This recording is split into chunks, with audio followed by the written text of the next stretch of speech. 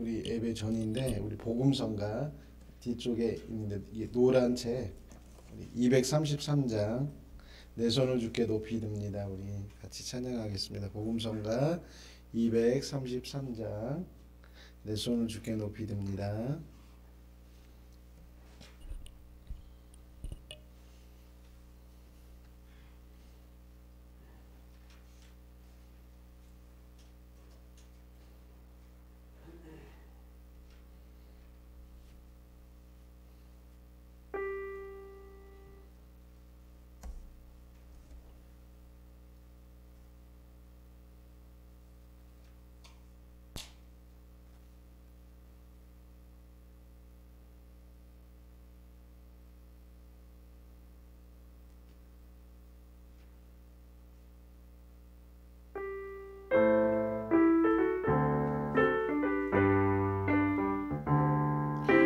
내 손을 주께 높이 듭니다.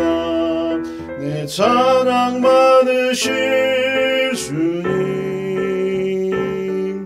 내 마음을 주께 활짝 엽니다. 내 찬양 받으실 주님, 슬픔 내신이라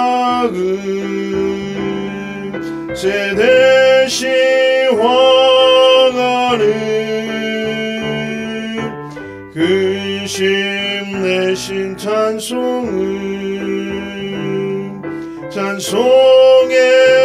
옷을 주셨네.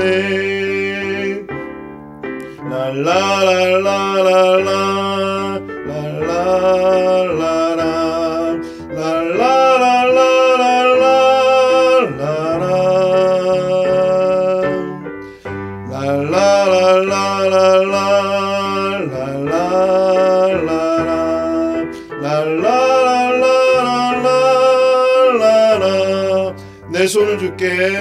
내 손을 주께 높이 듭니다.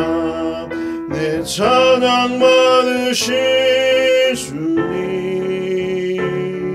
내 마음을 주께 활짝 엽니다. 내 찬양 받으실 주님, 슬픔 내신이라 제 대신 화가를 근심 내신 찬송의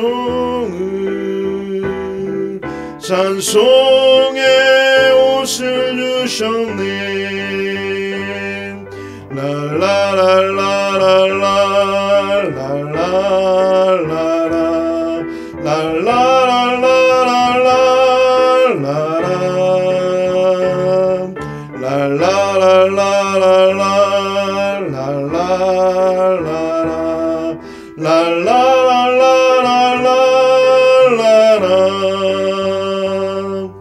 아멘. 이 시간 기도하겠습니다. 이 시간 기도할 때 하나님 이 시간에 주님께서 자정하여 주시옵시고 이 예배를 인도하여 주시옵시고 주님이 기뻐하시는 예배가 되게 해달라고 이 시간 같이 기도하도록 하겠습니다. 기도하겠습니다. 할렐루야. 고맙고 감사하신 하나님, 또 금요일을 맞이하여 이 밤에 주님 앞에 나왔습니다.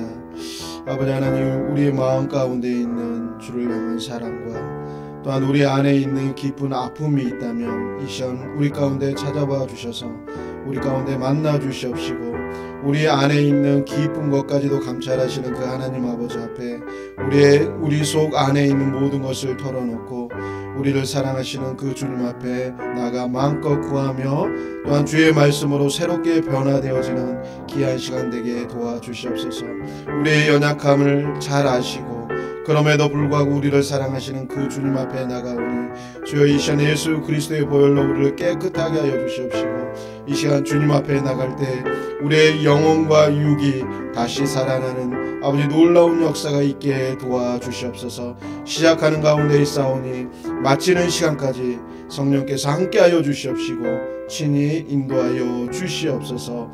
예수 그리스도의 이름으로 기도드렸사옵나이다. 아멘.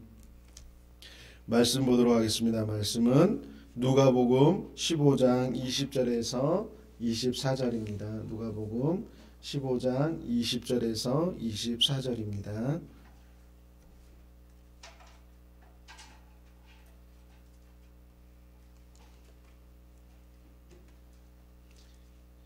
누가복음 15장 20절에서 24절.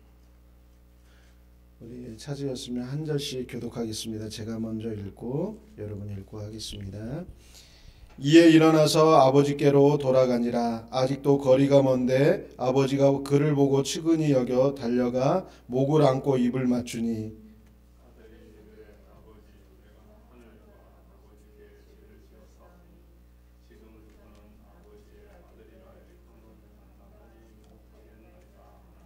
아버지는 종들에게 이르되 제일 좋은 옷을 내어다가 입히고 손에 가락지를 끼우고 발에 신을 신기라.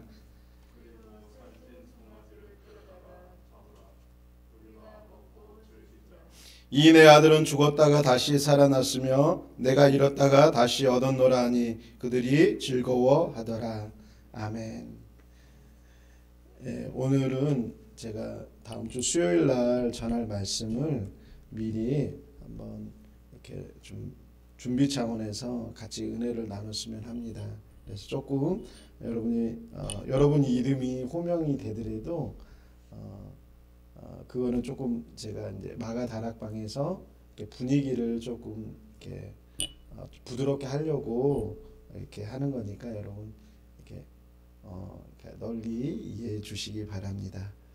복장도 오늘 그때 전할 복장으로 미리 입어보고 이렇게 한번 해보려고 합니다. 그래서 여러분 이렇게 이해해 주시기 바랍니다.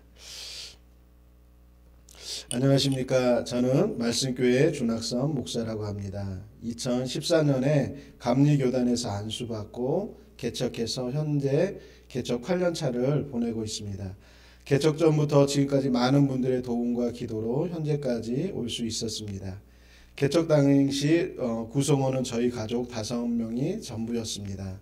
사랑하는 백경화 사모 그리고 세 딸 에스더 강희 수원이가 함께 했습니다. 개척 당시 선교사로 갈 것인지 국내에서 개척을 할 것인지를 놓고 기도하다가 하나님께서 국내에서 소외된 계층을 돌보라는 말씀을 듣고 교회를 개척했습니다. 개척 후 7년 동안은 교회적으로 큰 변화가 없었습니다.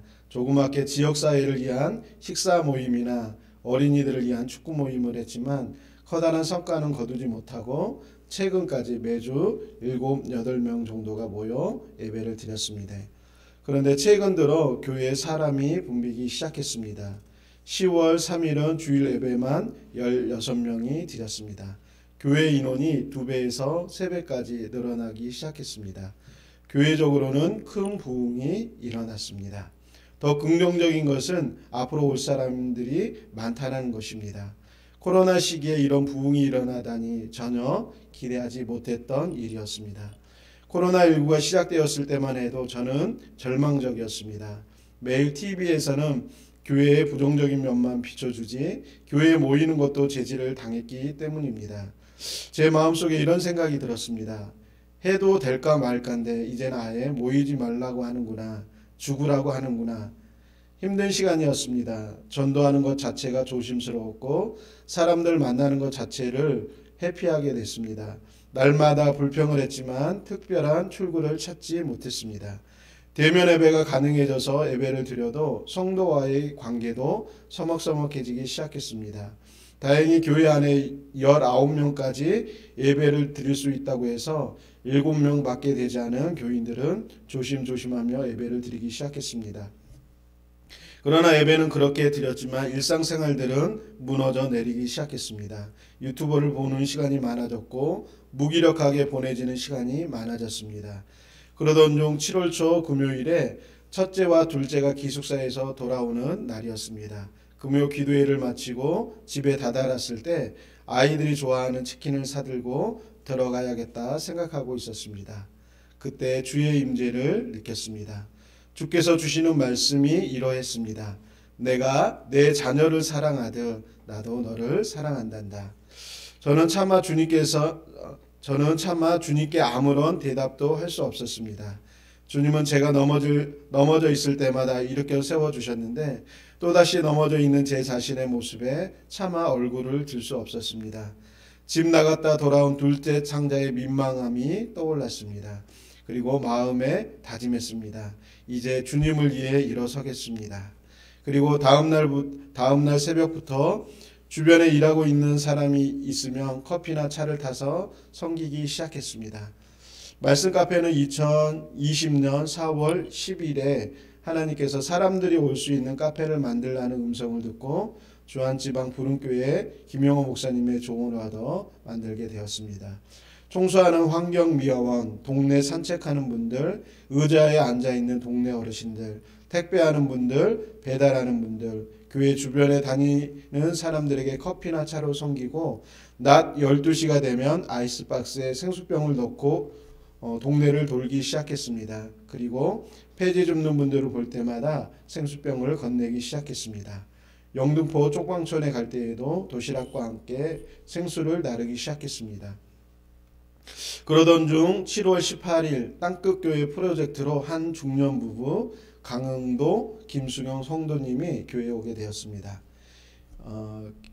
김성학 전도사 장인 장모 되실 분들입니다. 훌륭한 분들입니다. 김성학 전도사가 강혜미 자매와 11월 20일 결혼할 예정이지요. 이건 좀 제가 분위기를 좀 풀려고 하는 얘기입니다. 그분들이 오고 나서 교회에 많은 변화가 일기 시작했습니다. 그분들이 오셨을 때 예배 중 그런 말을 했습니다. 100명 이하 교회는 방송 인원까지 해서 19명까지 올 수 있다고 한다. 우리 19명까지는 채웁시다. 한 주 지나 7월 25일이 되었는데 그분들이 또 새로운 분을 전도해 왔습니다. 그리고 한 주 지나 8월 1일 또 한 분이 전도되어져 왔습니다. 게다가 강흥도 성도님이 오래된 책 걸상을 새 걸로 교체했습니다. 전도되어 새로 오신 분은 전도하는 데 필요한 생수를 매주 공급하기 시작했습니다.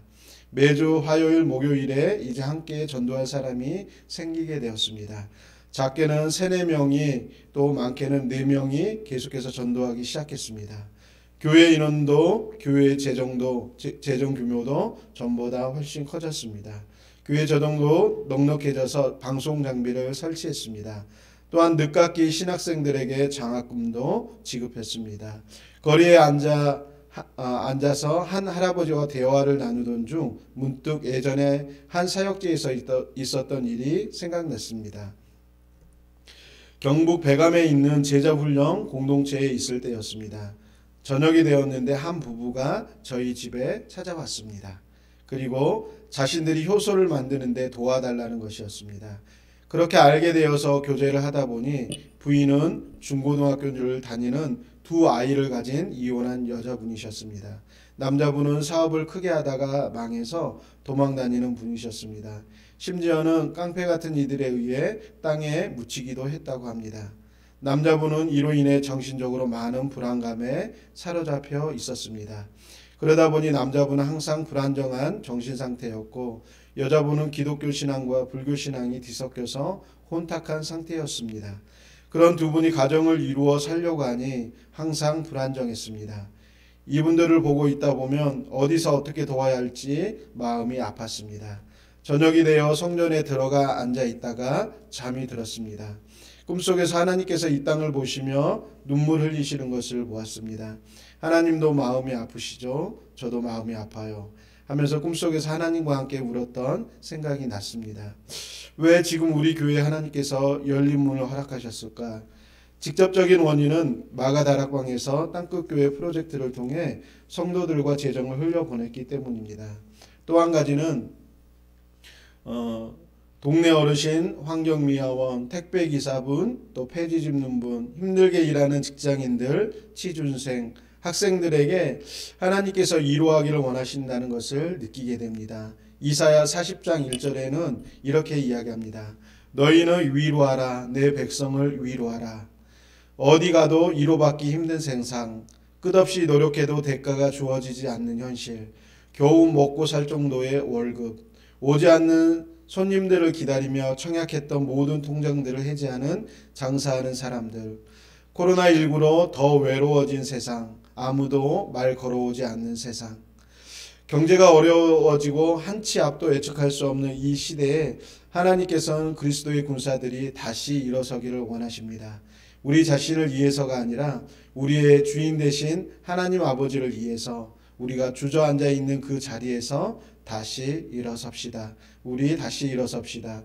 우리의 주인 되신 하나님 아버지를 위해서 다시 일어섭시다. 아멘. 우리 잠깐 기도하겠습니다. 이 시간 기도하기 원하는 것은 내가 아무것도 아닌 것 같고 내가 별 볼 일 없는 것 같지만 하나님께서 한 사람을 통해서 많은 일을 하실 수 있어요. 내가 아무것도 아니다. 내 한 달란트는 아무것도 아니다. 이렇게 땅에 묻어놓게 되면 그거는 그냥 아무것도 아닌 거예요. 그러나 그 한 달란트를 쓰기 시작했을 때 하나님께서 그 한 달란트를 통해서 수많은 사람들을 살리시는 역사를 일으키실 수 있습니다. 혹여나 내가 작다고 생각하고 그러므로 내 달란트를 묻어놓고 오늘도 여전히 좌절과 절망에 있다면 하나님 내가 다시 일어서기 원한다고, 내가 다시 하나님 아버지 앞에 내게 주신 소명, 내게 주신 은사를 사용하기를 원한다고, 또한 이 시대 가운데 또한 위로자로서 하나님 앞에 쓰임받기를 원한다고 이 시간 같이 기도하도록 하겠습니다. 기도하겠습니다. 할렐루야. 하나님 아버지, 코로나19가 온 사회를 뒤덮으면서 말 걸지도 않고 말 걸어오는 사람도 없고, 그래서 어려움을 누군가에게 토로하고 싶지만 그것조차도 쉽지 않은 시대를 살아가고 있습니다. 기뻐할 때에는 사람들이 많이 모여오지만 슬픔과 좌절 가운데 있을 때에는 그 누구도 내 사정을 돌아보는 것 같지 않습니다. 하나님, 너무나 외롭고 힘든 이 시대 가운데 또 나조차도 어느덧 절망감 가운데 빠져 있는 상황이라면 하나님 다시 한번 하나님의 은혜로 일어설 수 있도록 역사하여 주시옵소서. 내 마음속 깊은 곳 가운데 절망감이 있다면 이 시간 주님 다시 찾아와 주셔서 나를 위로하여 주시옵시고, 또한 하나님으로 이제 내 자신을 위하여 일어서는 것이 아니라 하나님 아버지를 위하여 일어설 수 있도록 주님 역사하여 주시옵소서.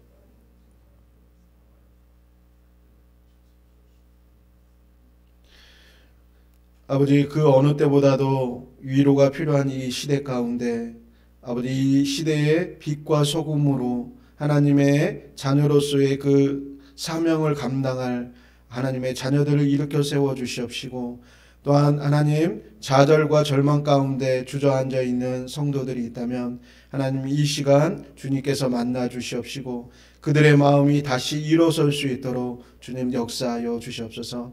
하나님 살아계시기에 그 살아계신 하나님을 기대함으로 일어설 수 있도록 주님 은혜 베풀어 주시옵소서. 이 모든 것 예수 그리스도의 이름으로 감사하며 기도드렸사옵나이다. 아멘.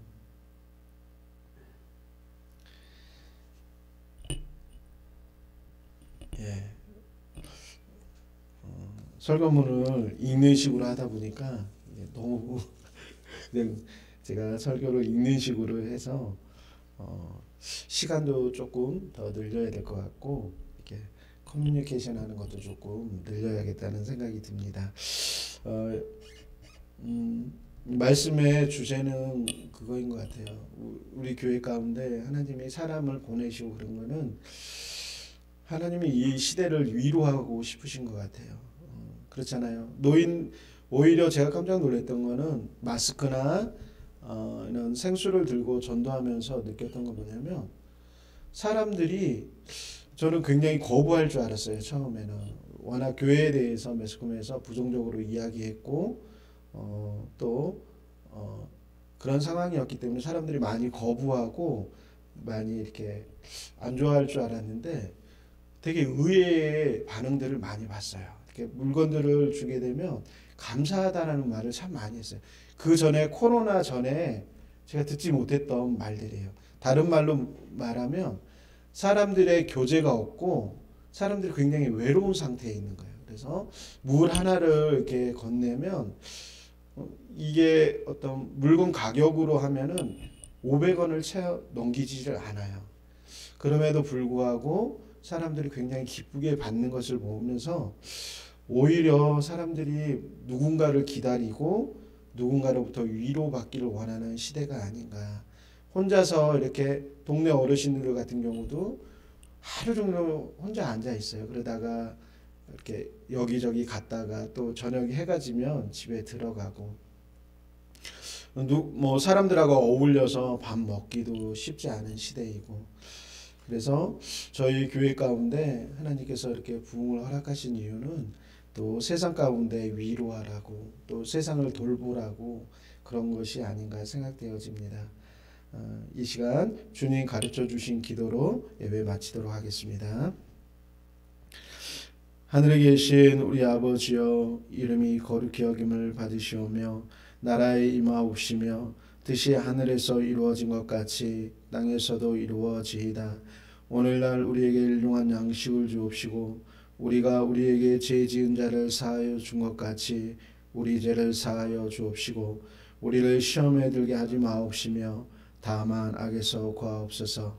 대개 나라와 권세와 영광이 아버지께 영원히 싸움나이다. 아멘. 개별적으로 기도하시고 집에 돌아가도록 하겠습니다.